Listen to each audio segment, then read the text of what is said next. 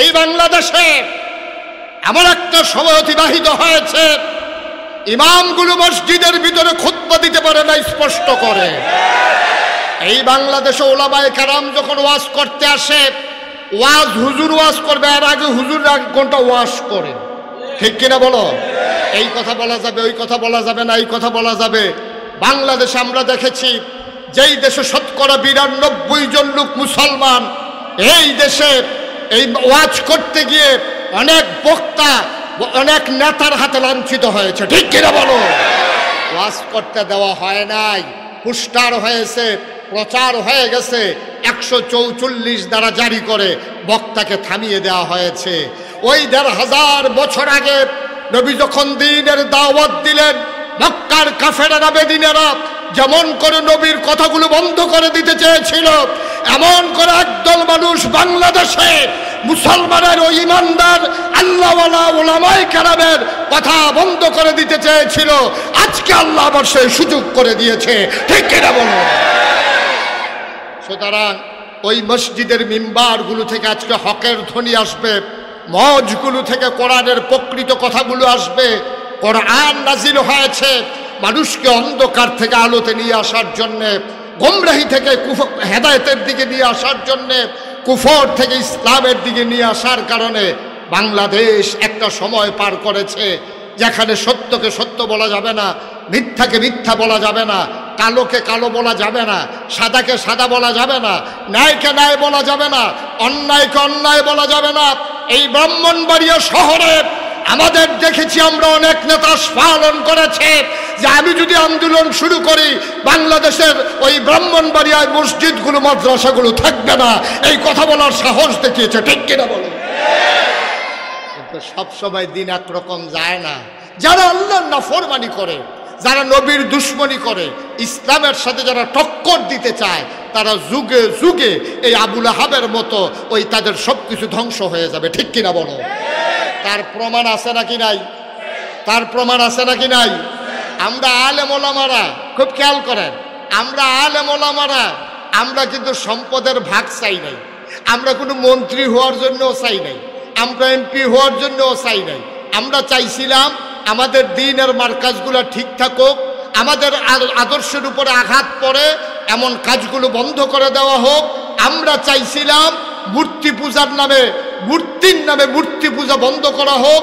আমরা চেয়েছিলাম প্রাণ ভরে বাংলার মুসলমান দ্বীনি দায়িত্ব পালন করতে পারে সেই সুযোগ করে দেওয়া হোক। আমরা ক্ষমতার ভাগ চাই নাই, কিন্তু যখন আমরা যা আল্লাহর হুকুমকে পালন করতে চেয়েছিলাম এইটার উপরে যারা বাধা হয়ে দাঁড়িয়েছে, আল্লাহ তাবারক ওয়া তাআলা তাদের ডান হাত বাম হাত, দুনিয়া আখিরাত, সম্পদ সন্তান এবং সব কিছু তার বরবাদ করে দিয়েছে, ঠিক কিনা বলো? রান্না করা খাবারগুলো পর্যন্ত আল্লাহ তাদেরকে খাইতে দেয় না। আমরা শিক্ষা গ্রহণ করি না। যুগে যুগে আল্লাহর দুশ্মন যারা, ইসলামের যারা দুশ্মন, তাদের উপরে এইরকম গেছে, কিন্তু আমরা বুঝি নাই, আমরা পোড়া কপাল, আমরা এই শিক্ষা গ্রহণ করি না। আজকে থেকে আমাদেরকে শিক্ষা গ্রহণ করা লাগবে। আরে মিয়া, আপনি ব্যক্তিগতভাবে আমার বিরোধিতা করেন, ব্যক্তিগতভাবে ওনার বিরোধিতা করেন, এটা হলো এক জিনিস, আর ইসলামের কারণে আপনার বিরোধিতা এটা আরেক জিনিস, এটা আল্লাহ বরদাস্ত করেন না, ঠিক কিনা বলেন? ব্যক্তিগত বিরোধ এক জিনিস, আর ধর্ম নিয়ে বাড়াবাড়ি হলো আরেক জিনিস। সব কিছুতে কথা বলা যায় না, সব কিছুতে হাত দেওয়া যায় না। হাত দিতে গেলে হাত আর হাত থাকে না, হাত পুড়ে যায়, ধ্বংস হয়ে যায়। এই আয়াত কিন্তু এই বর্তমান জমানায় নাজিল হয় নাই, আয়াত নাজিল হয়েছে 1500 বছর আগে। যুগে যুগে যারাই বাড়াবাড়ি করেছে তাদের জন্য যেন আয়াতটা নতুন করে নাজিল হয়েছে এমন প্রমাণ হয়, ঠিক কিনা বলো? দেশের দ্বিতীয় স্বাধীনতার পরে আবার যদি দেশকে নতুন করে গড়তে হয়, ফান্ডামেন্টাল কিছু ডিসিশন নিতে হবে, ঠিক কিনা বলো? এমনি আগের মতো যেমনি মন চায় এমনি এই কারবার আর হবে না, বুঝ করে চলা লাগবে। নাইলে স্বাধীনতা অর্জন করা কঠিন, ধরে রাখা অনেক, স্বাধীনতা অর্জন করা সহজ, ধরে রাখা অনেক কঠিন, ঠিক কিনা বলো? স্বাধীনতা ঠেলার লগে হয়ে গেছে গা, কিন্তু এটাকে ধরে রাখতে না পারলে এই স্বাধীনতার সুফল এই জাতি ভোগ করতে পারবে না। 53 বছরে পারে নাই, আবার নতুন করে স্বাধীনতার পরে 100 বছর পরেও মানুষ শান্তি পাবে না যদি এই স্বাধীনতার সুফল ধরে রাখা না যায়। আর ধরে রাখতে না পারলে যেই ছেলেগুলা তাদের রক্ত দিয়ে ঢাকার রাজপথকে রক্তে রঞ্জিত করে দিল, ওই রক্তের সাথে বেঈমানি হয়ে যাবে, ঠিক কিনা? রক্তের হক আদায় করতে হবে, যারা জীবন দিয়েছে তাদের স্বপ্ন বাস্তবায়ন করতে হবে। আর নাইলে আমাদের এই স্বাধীনতার কোনো দরকার ছিল না, যেমনি ছিলাম এমনিই থাকতাম। এখন দায়িত্ব আমাদের কি কমছে না বাড়ছে? কথা বলে না, কমছে না বাড়ছে? অনেক বেশি বাড়ছে, অনেক বেশি বাড়ছে। এতদিন উনি হাইটা হাইটা কয় যে আমি যদি মাদ্রাসার প্রিন্সিপাল হইতাম, দেখলি কত আরামে, প্রিন্সিপাল হইলে তো আর কোনো কাজ নাই, আরামে ঘুমাইলাম। ওই তখন উনি প্রিন্সিপাল হইয়া সারছে পরে দারোয়ানে আইয়া কয় গেটের একটা তালা লাগবো, বাবুরসি আইয়া কয় বাজার ওহনো হইছে না, রান্ধুনিও কয় লাকড়ি ভিজা হুগনা লাকড়ি আইছে না। এখন হাতে মনে মনে কয় প্রিন্সিপাল ওনার আগে মনে করছিলাম প্রিন্সিপাল হইলে হইতে ঘুমাইলাম, ওহন দিদি ঘুমেতে ডাক দিয়া তুললাম। দায়িত্ব কি কমে না বাড়ে? দায়িত্ব বাড়ে, এটা বোঝা লাগবে আমাদের।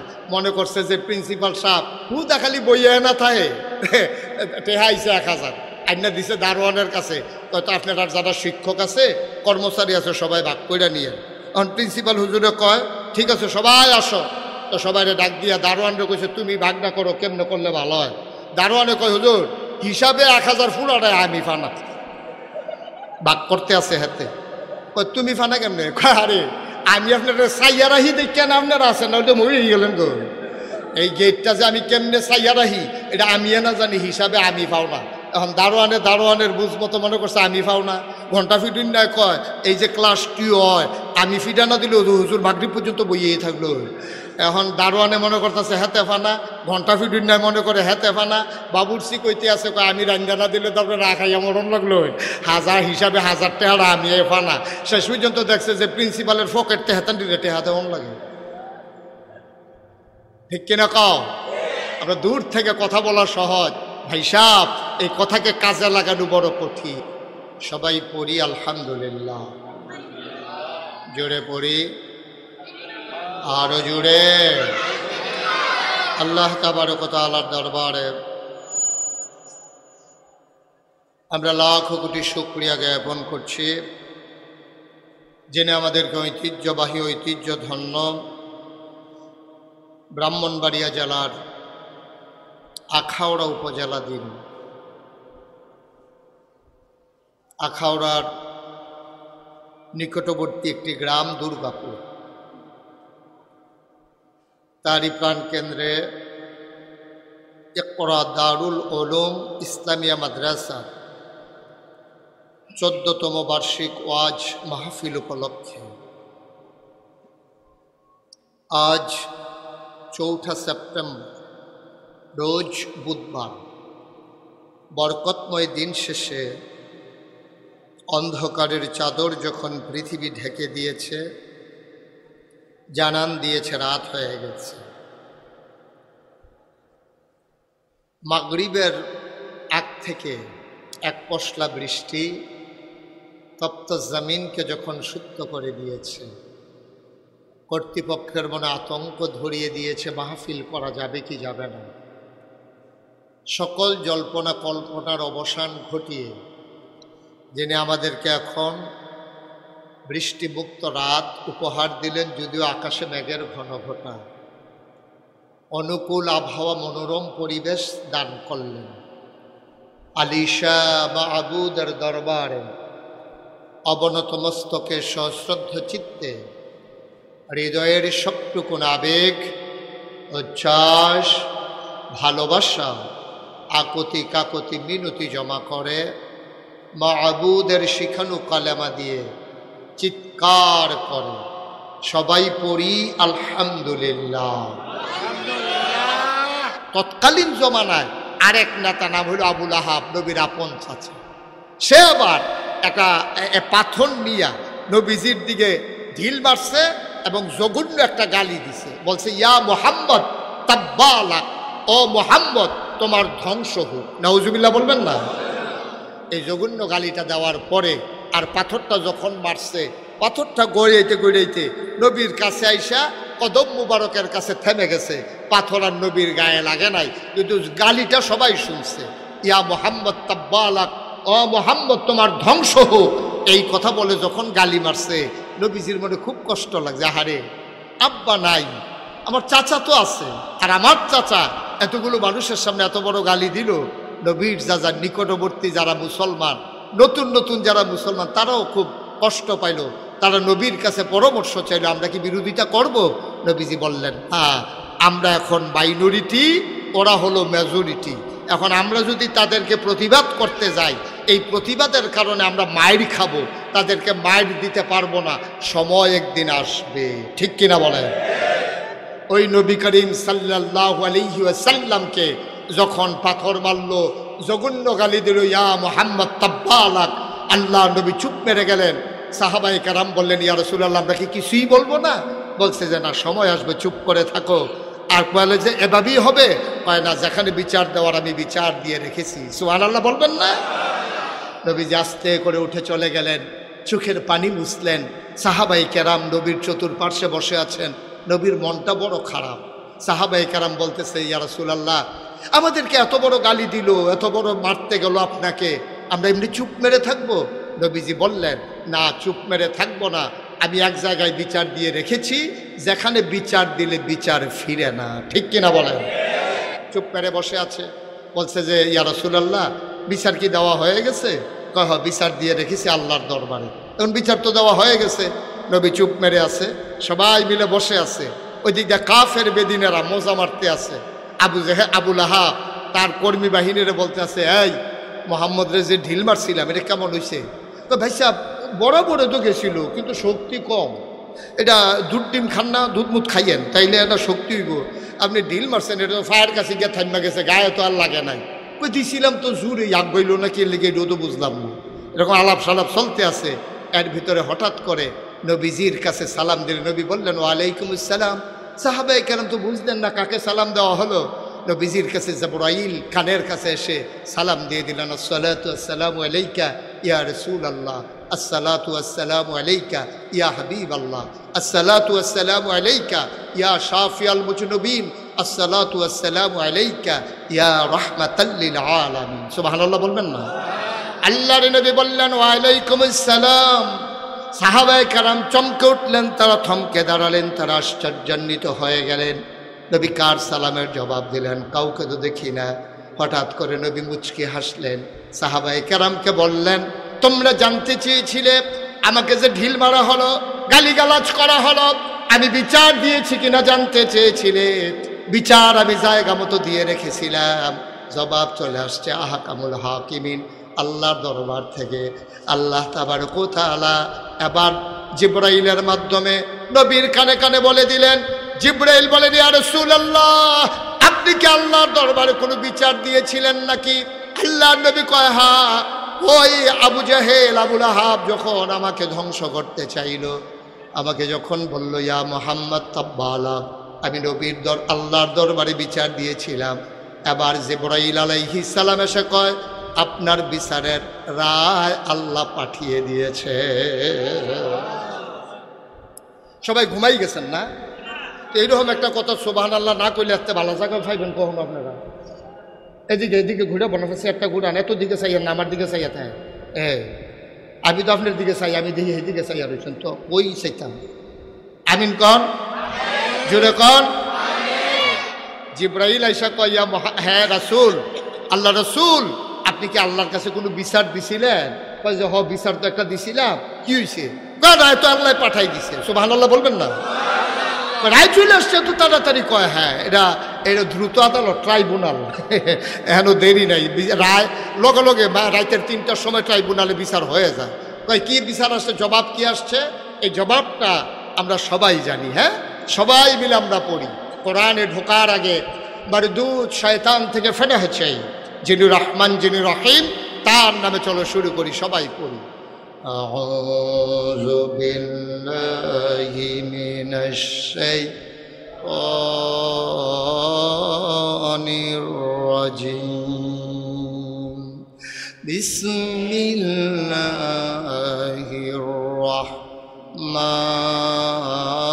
রাহমানির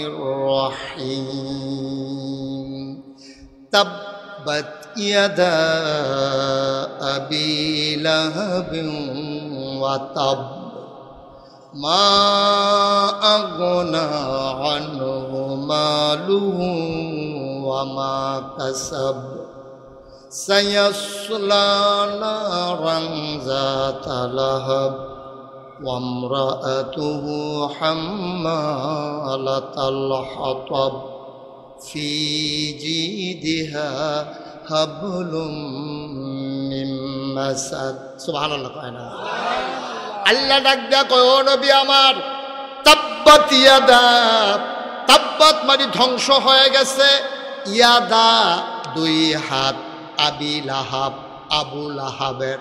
সুবহানাল্লাহ বলবেন না? আবু লাহাব যেই হাতে ঢিল মারছিল, আল্লাহ হুকুম করে দিলেন, রায় দিয়ে দিলেন, বিচারের রায় প্রকাশ হয়ে গেল। আহকামুল হাকিমিন তার মেসেঞ্জার জিব্রাইলকে দিয়া, যিনি সেই দিন মাজলুম নবীজির কাছে বিচারের রায় পৌঁছে দিলেন, বললেন তাব্বাত ইয়াদা, ধ্বংস হয়ে গেছে দুই হাত, আবি লাহাব আবু লাহাবের, ওয়াতাব এমন ধ্বংস হয়ে গেছে ট্রমা সেন্টারে নিতে পারবা, কবিরাজের বাইত নিয়ে সডি বানতে পারবা, গলায় হাত ঝুলাই দিতে পারবা, এমন ভাঙ্গা ভাঙছে আর কোনো দিন জোড়া লাগবে না। দুই হাত ধ্বংস হয়ে গেছে। এখানে কথা আছে, আবু লাহাব যখন ঢিল মারছিল তখন কি দুই হাতে ঢিল মারছিল না এক হাতে ঢিল মারছিল? কথা বুঝেন নাই আমার? আমি তো বোধহয় ওয়াজ করতে পারবো না ভাই, সব সুপ মাইরা ডিব্বা যেমন বইয়া রয়েছে, কি লিখে যে আল্লাহ জানে। একটু জবাব দিয়ে, যখন ঢিল মারছে এক হাতে দিছে না দুই হাতে দিছে? এক হাতে, এক হাতে ঢিল মারছে। এখন আল্লাহ কি কয়? তাব্বাত ইয়াদা, ধ্বংস হয়ে গেছে দুই হাত। আবু লাহাব কইছিল ইয়া মোহাম্মদ তাব্বালাক, ওই যেই শব্দটা দিয়া গালি দিছে, আল্লাহ এই শব্দটা দিয়া আয়াত নাজিল করছে। সুবহানাল্লাহ বলবেন না? শব্দ ওইটাই। আবু জেহেল বলছিল ইয়া মোহাম্মদ তাব্বালাক, ও মোহাম্মদ তোমার ধ্বংস হোক, আর আল্লাহ কয় তাব্বাত, ধ্বংস হয়ে গেছে। সে কইছিল ধ্বংস হোক, আর আল্লাহ কয় ধ্বংস হয়ে গেছে। ইয়াদা দুই হাত, আবি লাহাব আবু লাহাবের এমন ধ্বংস হওয়া হইছে যে এই হাত আর কোনো কাজেও লাগবে না। সুবহানাল্লাহ বলবেন না? এখন প্রশ্ন হলো, আল্লাহ যে কইল দুই হাত ধ্বংস হয়, এখানে বাচ্চারা আওয়াজ, আল্লাহ যে বলল দুই হাত ধ্বংস হয়ে গেছে, তো আবু লাহাব কি ঢিল মারছিল দুই হাতে না এক হাতে? তো এক হাতে ঢিল মারছে, এখন এক হাতের যেই বিচার করার এই বিচার করুক। আল্লাহ দুই হাতের বিচার করবে কেন? ঢিল মারছে এক হাতে, বিচার করবো দুই হাতের, এটা কারণটা কি? মুফাসসিরিনে কেরাম কয়, তোমরার মতো বুঝ লইয়া আল্লাহ চলে না। আল্লাহর একটা আলগা বুঝ আছে, আছে নাকি নাই? আল্লাহ যা বুঝে আমরা কি তা বুঝি? বুঝেন? আল্লাহ তাবারক ওয়া তাআলা বুঝ কইরে কইছে দুই হাত ধ্বংস হোক। কারণ হচ্ছে মুফাসসিরিনে কেরাম কয়, যখন কোনো মানুষ ঢিল মারে, দেখবেন এই বাংলাদেশে যখন ক্রিকেট খেলে, ক্রিকেট খেলার সময় যে বোলার, সে যখন বল করে অনেক দূরে চইলা যায়, দূরে চইলা তখন একটা হাতে বলটা ধরে রাখে, আর এক হাত শৈলের লোকে গামছা দিয়া বাইন্দা লয়। আমার কথা কয় নাকি? দড়ি দিয়া বাইন্দা লয় না? যেহেতু বল করবো এক হাতে, হেই হাতের কি দরকার? এটা কি বাইন্দা লয়? তাইলে সে করে কি, এক হাতে বলটা লইয়া আর এক হাতে দুনো হাত ঘুরাইতে ঘুরাইতে ঘুরাইতে ঘুরাইতে এরপরে গিয়া বলটা করে। তাইলে বোঝা গেল বল করে এক হাতে, হেইও কয় আর এক হাতে। ঠিক কিনা কও? তাইলে এই জন্য একটা হাত কোনো দোষী না। আবু লাহাবের ঢিল মারছে এক হাতে, আর এই হাতে জোর জুগাইছে, এই জন্য আল্লাহ কইছে তাব্বাত ইয়াদা, ধ্বংস হয়ে গেছে দুই হাত। সুবহানাল্লাহ বলবেন না? যদিও দুই হাতে ঢিল মারছে না, কিন্তু এক হাতে ঢিল মারার ক্ষেত্রে এই হাতের ভূমিকা আছে। যদিও হাতে দুই হাতে বল করছে না, কিন্তু বল করছে এক হাতে, আর এক হাতে আপনি ঘুরে ঘুরে ঘুরে ঘুরে গিয়া সেরা, এরপরে আপনার গিয়া সেরা বল করে। তাইলে মাছ ধরুন্নার যেই ভাগ, ডুলারা হুন্নারও হেই ভাগ, ইটাতে উন্নার যেই ভাগ, হেইও কউন্নারও হেই ভাগ। এর লেগে আল্লাহ কইছে দুই হাত ধ্বংস হয়ে গেছে। সুবহানাল্লাহ বলবেন না? আল্লাহ কথা কয় কম, আল্লাহ বুঝায় বেশি। আল্লাহ তাবারক ওয়া তাআলা কি কইল? তাব্বাত ইয়াদা আবি লাহাবিন ওয়া তাব, ওই আবু লাহাবের দুই হাত ধ্বংস হয়ে গেছে, এমন ধ্বংস এটা আর কোনোদিন কাজে লাগবে না। এখন আমরা তো কইছি যে আল্লাহ এটা তো ঠিক করছে না, এটা দিছে এক হাতে, এখন দুই হাতের দুষ্ট হইল কি? এই কথা বললে আমরা মনে করছি যে আল্লাহ একটু বোধহয় কেমন জানি কইরা লাইছে। বিষয়টা এমন না। আল্লাহ কথা কয় কম, আল্লাহ বুঝায় বেশি। যদিও আল্লাহ বলছে 2 হাত ধ্বংস হয়ে গেছে, মুফাসসিরিনে কয় 2 হাত মানে 2 হাত না, 2 হাতের ভিতরে আছে আরো 6 হাত, মোট 8 হাত আবুল আহাবের ধ্বংস হয়ে গেছে। কয় হাত? কথা কেন, কয় হাত? মানুষের হাতে আছে 2 হাত। আপনি যদি কোন হুজুর 8 হাত পাইলেন কো বুঝাইয়া কইতে আসি, আমি কইয়া যাবো, আপনার একটু গন্যা চাইয়েন 8টা হয় কিনা। এবার আবার শুরু ইনশাল্লাহ। হ্যাঁ, ডাইন হাত, সবাই বলেন ডাইন হাত। আমরা দরকার কয়টা? কথা কেন, কয়টা দরকার? আমি তো 8টা বলছি, 8টা পাওয়া লাগবে তো। ডাইন হাত, আরে জুড়ে কন, সবাই মিলে আমরা গন্যা দেখি 8টা হয় কিনা। ডাইন হাত, বাম হাত, দুনিয়া আখেরাত। আহা, কথা হয়েছিল আমি কয়াম আপনারা গণবেন, তো আপনারা আমার লগে লগে কইলে আর গনে গেড়া। ডাইন হাত, বাম হাত, দুনিয়া আখেরাত, ছেলে মেয়ে বউ মিলাইয়া করা হয়েছে ফার্স্ট, এরপরে হইল সম্পদ। নাউজুবিল্লাহ কয় না, জোরে কয় না নাউজুবিল্লাহ।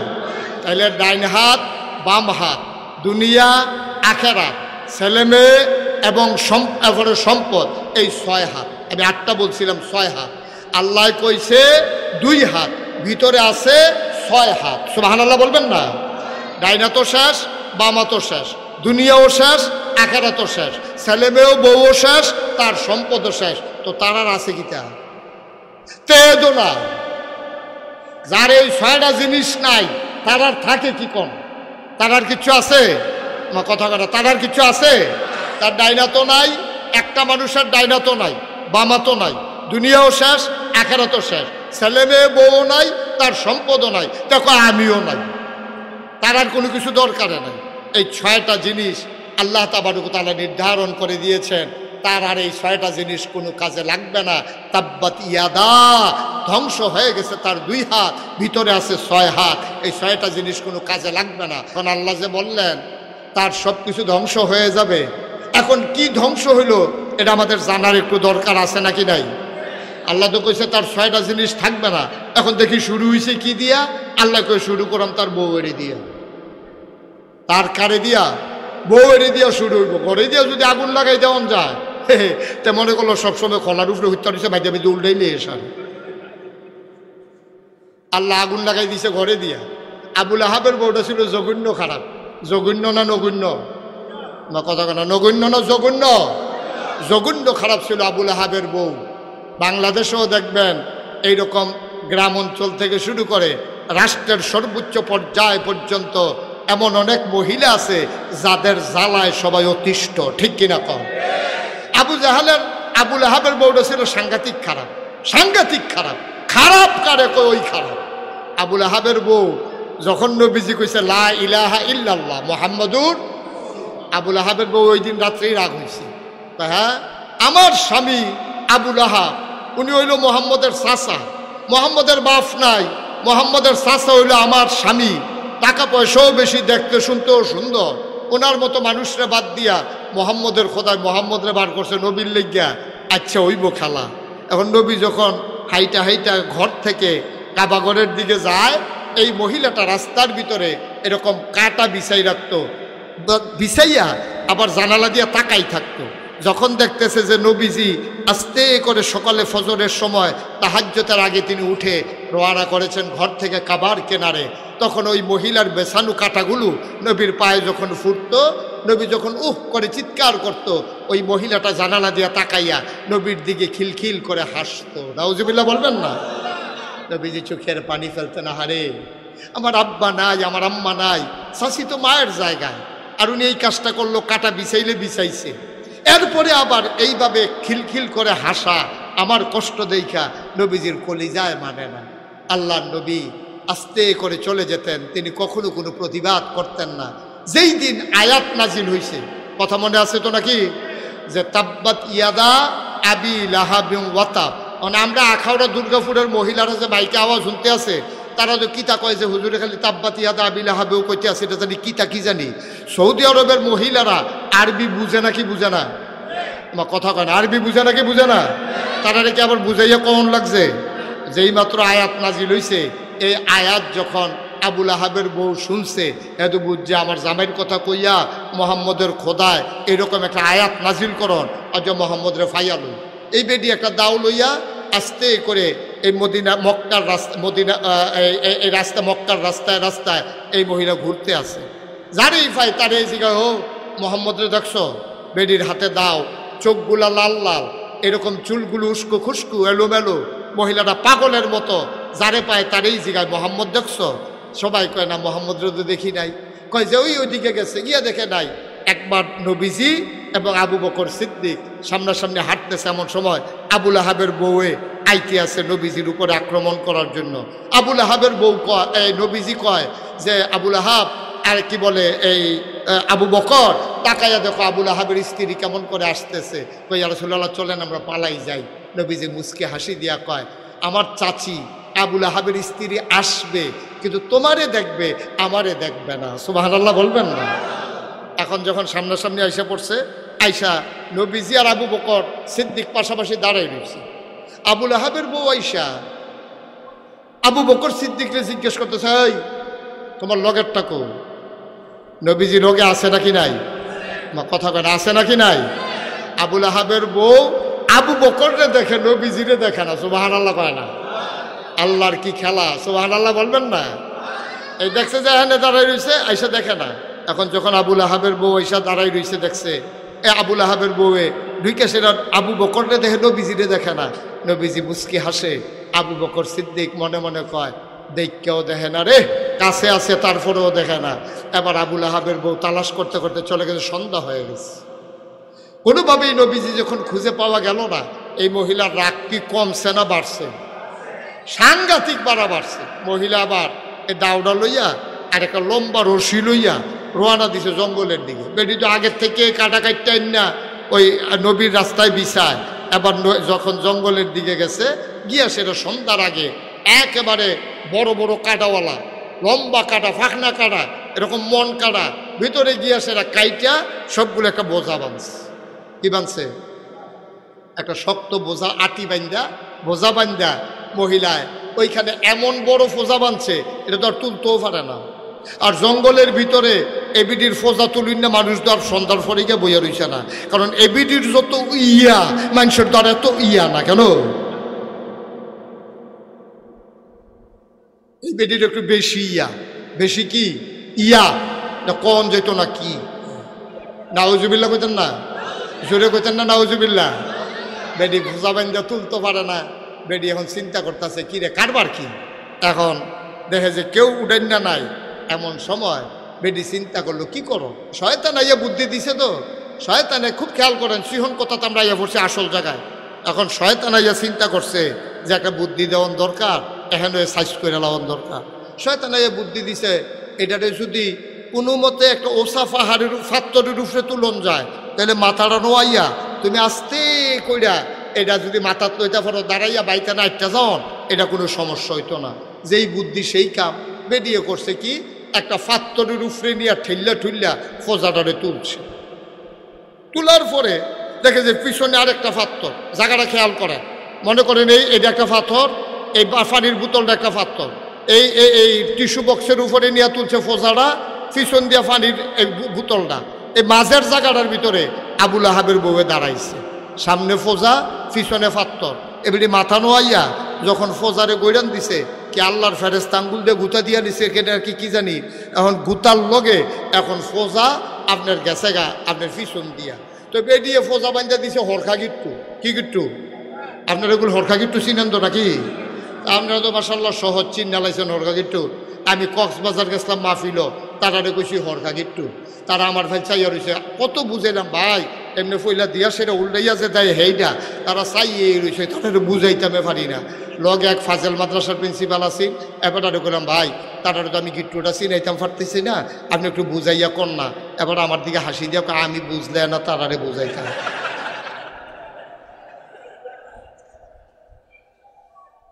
আমি নিজে তো বুঝছি না, তারারে বুঝাই কেমনে, আপনি কইতে থাকেন।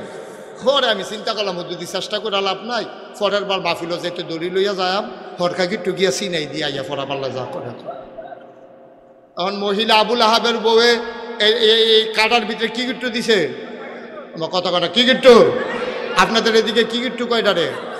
হস্কা। হ্যাঁ, মানে হস্কা যেটা মানে সস্তা আর কি। হ্যাঁ, টান দিলে যেটা খুললা যে হস্কা। হ্যাঁ, এখন এই হস্কা গিট্টু দিছে। আচ্ছা, ও হস্কা গিট্টু দিলে একটা গুল বার হয়নি?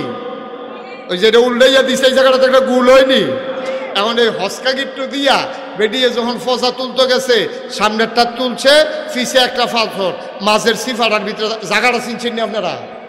সামনে একটা পাথর, পিছে একটা পাথর, মাঝের সিফারাত খেলুইছে বেরিয়ে মাথাটা নোয়াইয়া যখন ফোজার এমনি বইরান দিছে, ফোজা গেছে গা পিছে দিয়া হরখার যে গুলটা এইটা লাগছে গলার ভিতরে। এখন পিছের পাথরে কোমর আটকাই গেছে গা, সামনের পাথরে ফাও আটকাই গেছে গা, এমনি উল্টাই হতো না। খেলা কার? কথা না, খেলা কার? সামনের পাথরও আটকাইছে ফাও, পিছের আটকাতো পাথরে আটকাইছে কোমর। কারেন্ট চলে আসছে না?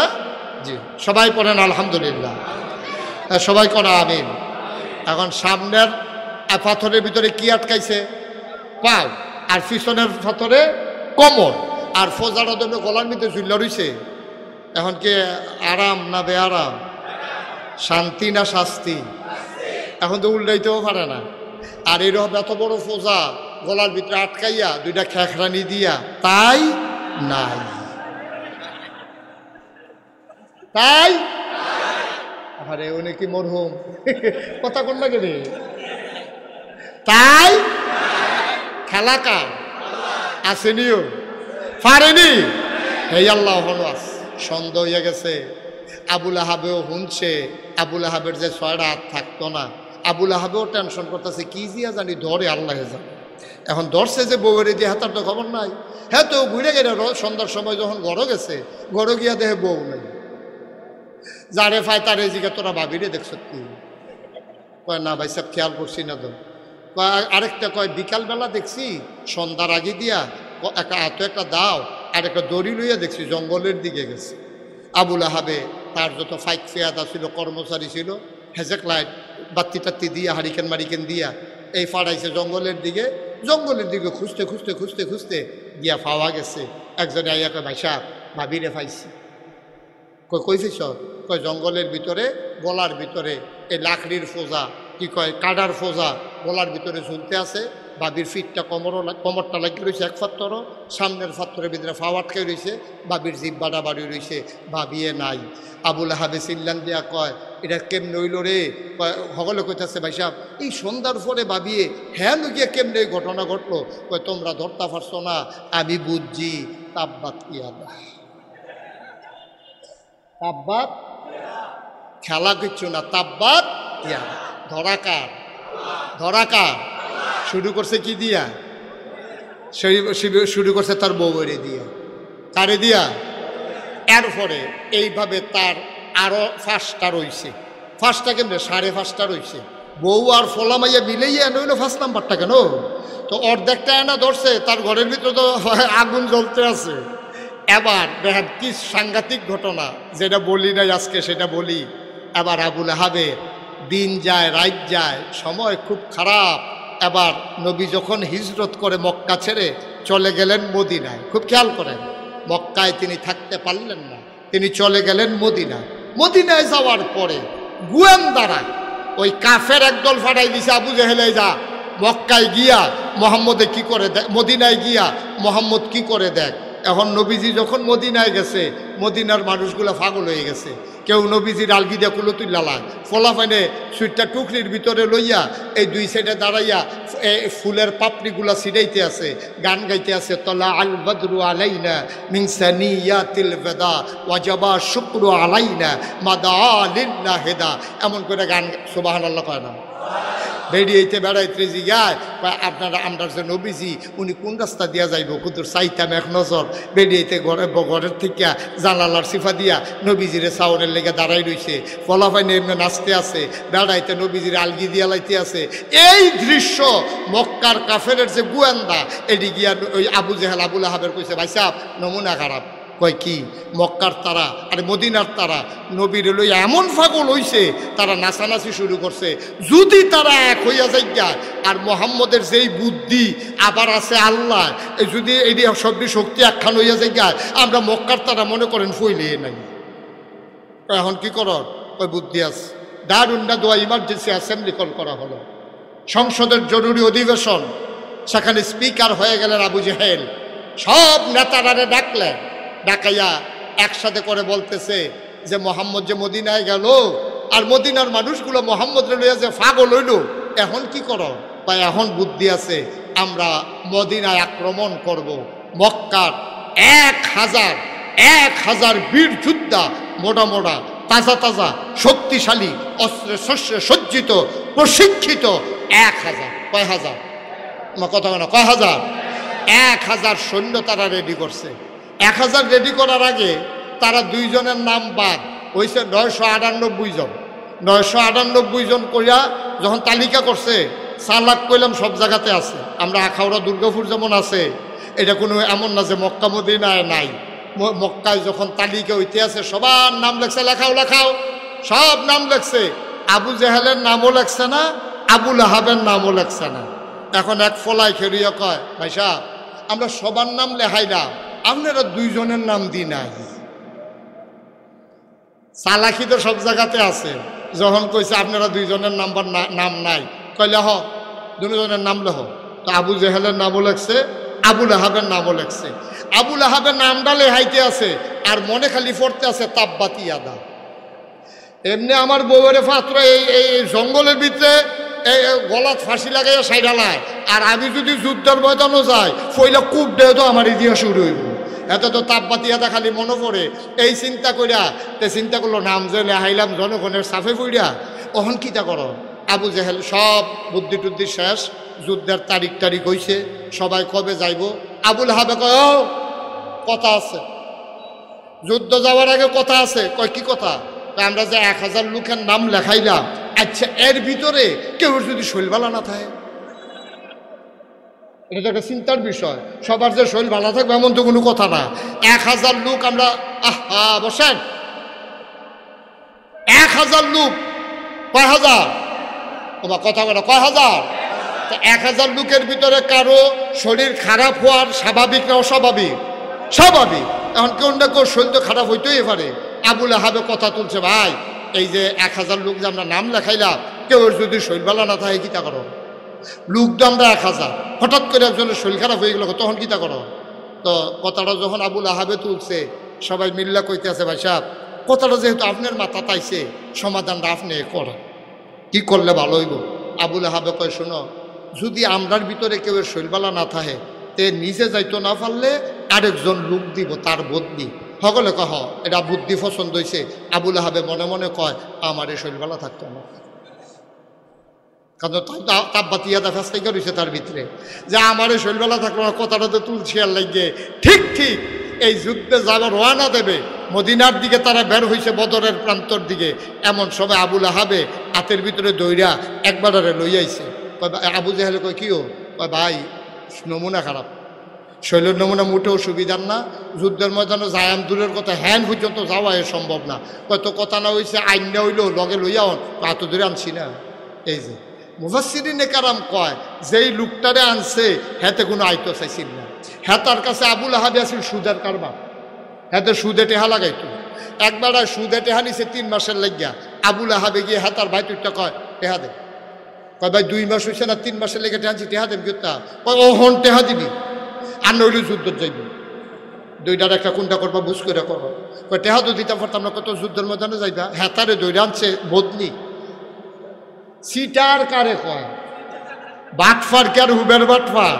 এখন হ্যাঁ তো বাধ্য হইয়া টেহা যখন দিতে পারতো না, যাইব কি করবো যুদ্ধের ময়দানে? হেতারে দৈরাই না যুদ্ধের ময়দানও দিছে। আবুল আহাব যায় নাই, কারণ আবুল আহাব জানতো তাব্বাত ইয়াদা, আমি যুদ্ধের ময়দানে গেলে আমাকে ছাড়া হবে না। শেষ পর্যন্ত করুণ পরিণতি আমার বলার উদ্দেশ্য হচ্ছে শিক্ষা নেওয়া। আবুল আহাবের শেষ পর্যন্ত কেমনে মারা গেছে? বদরের প্রান্তর থেকে যখন সে যায় নাই বদরে, সবাই যখন ফিরে আইছে, তারা 70 জন 2 টুকরা করে লাইছে, 70টারে ফিসমোনা বান্ধিয়ে হতাই লাইছে। আর বাহিনী কোনো মতো ওমাগু কইয়া সিল্লাম দিয়ে মক্কায় পড়ছে। আইয়া দেখে যে আবুল আহাবের আসলও শরীর খারাপ, তার কুষ্ঠরোগ হয়েছে। কুষ্ঠরোগ তৎকালীন জমানায় কোনো চিকিৎসা ছিল না, ছোঁয়াচে একটা রোগ। এই আবুল আহাবের যখন কুষ্ঠরোগ হয়েছে, এখন ডরে তার জিও যায় না, তার ফুতেও কাছে যায় না। আল্লাহ কইছিল তার 6টা জিনিস তার কোনো কামও লাগতো না। কথা মনে আসেনি? কয়টা জিনিস কামও লাগতো না? তো বউয়ে তো লাগবো কেমনে? তাইনের তো না ইয়ে তাই তো হেঁটে তো এমনি কামও লাগে না। ওখান আসিল জিফুত, ওখানে এইডিও কামও লাগে না। কারণ এইটি কুষ্ঠরোগ হওয়ার কারণে এইটি কেউ বাপের কাছে যায় না, এটা সোয়াশে রোগ, আবার জিয়ের হয়, ফুতের হয়। এই চিন্তায় কেউ আর আবুল আহাবের কাছে যায় না। শেষ পর্যন্ত আবুল আহাবরে একটা গ্রামের এক ঘরের ভিতরে বন্দি করে রাখছে। আর এই তার পচা দুর্গন্ধ, এমন দুর্গন্ধ, ওই এলাকায় কোনো লোকজন আর থাকতে পারে না। সবাই মিল্লা জিফুতের কাছে গিয়ে কইছে, তোমার বাপেরে দূরে কোথাও রাইখে আসো, এই সমাজে রাখলে আমরা থাকতে পারবো না। শেষ পর্যন্ত জঙ্গলের কাছে ছোট্ট একটা ঘর তুললা, ওই বাদ্যা মানুষ বাদ্যা বেড়ায় যেমন আলকা ঘর তুললা, এরকম একটা ঘর তুললা আবুল আহাবরে নিয়ে আলগা এক জায়গার ভিতরে রাখছে। সেখানে রাখার পরে এখন তারে খানা দানা দিব কেমনে? কাছে গেলে নিয়ে আবার রোগ হয়, কেউ তো ডরে যায়ও না। তখন ওই আমরা দেশ যে বেকারি চিনেননি? সাইয়ার হয়েছে মনে হয় জীবনে কইতে পারতো না বেকার। আরে বেকারি চিনেননি?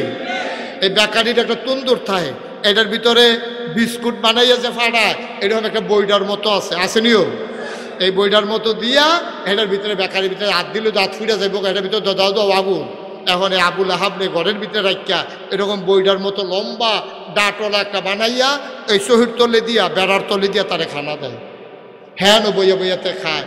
তার জিফু তো তার কোনো কামও লাগলো না, তার টাকা পয়সাও কোনো কাজে লাগলো না, তার বউ তো ফইলে নাই। শেষ পর্যন্ত জঘন্যভাবে আবুল আহাবের দুনিয়া থেকে বিদায় হলো। একদিন খাবার দেয়া হলো, দেখে যে আর খাবার কেউ ধরে না, টেনে আনা হলো, দেখা গেল আগের খাবার আগের মতোই আছে। বুঝে গেল মানুষটা নাই, দুর্গন্ধ ছুটে গেল, কেউ সাহস করে না। এবার একদল নিগ্রুকে আনা হলো। আবুল আহাবকে তারা কবরের ভিতরে দিতে পারবে কিনা দূরে গর্ত করা হলো, বাঁশ দিয়া গুতাইয়া গর্তের ভিতরে ফালাইয়া মাটি চাপা দিয়া তারে দুনিয়া থেকে বিদায় করা হলো। এইটাই হচ্ছে আল্লাহর দেয়া বিধান, ঠিক কিনা? আল্লাহর ফয়সালা বড় কঠিন ফয়সালা আব্বা।